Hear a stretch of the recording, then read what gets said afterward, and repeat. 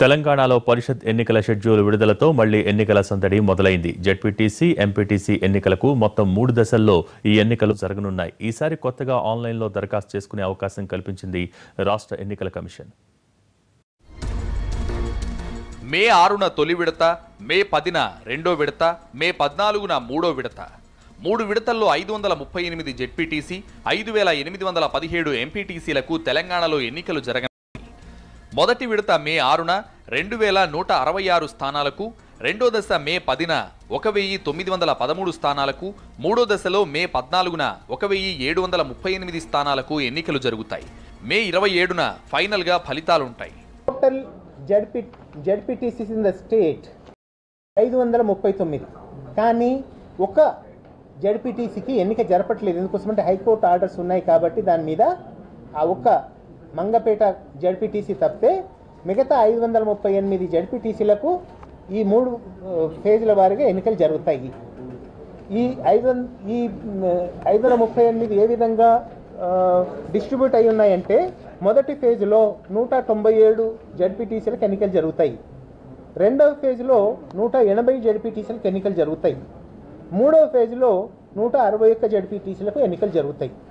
అదేవిధంగా ఎంపీటీసీల విషయానికి వస్తే మొత్తం 5857 ఎంపీటీసీ నియోజకవర్గాలు ఉన్నాయి.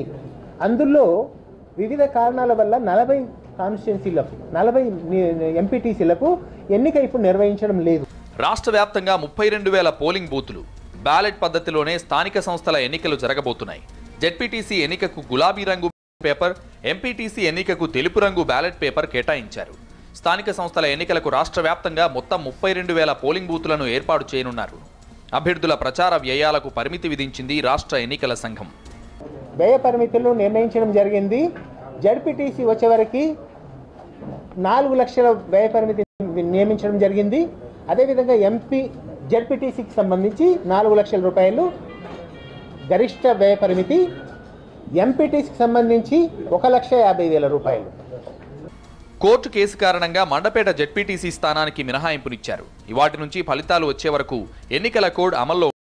సరికొత్తగా ఆన్లైన్లో నామినేషన్కు అవకాశం వచ్చింది. అయితే ప్రింట్అవుట్ను రిటర్నింగ్ అధికారికి సమర్పించాల్సి ఉంటుంది. ఆన్లైన్ నామినేషన్ అనేది ఒక సదుపాయం. ఎందుకోసమంటే ఎలాగైనా తను స్టాచ్యూటరీగా, అంటే చట్టం ప్రకారము రిటర్నింగ్ ఆఫీసర్ ముందు అభ్యర్థి కానీ వారి ప్రతిపాదకుడు కానీ వెళ్ళి చేసిన కాపీలు ఇవ్వాల్సిందే. కానీ మనం ఒక సదుపాయం ఏం చేస్తామంటే, ఈ ఆన్లైన్ పద్ధతి కూడా అమల్లో ఉంది. ఎవరైనా ఆన్లైన్ లోపల ఫిల్అప్ చేయవచ్చు, చేసేసి దాన్ని అప్లోడ్ కూడా చేయవచ్చు.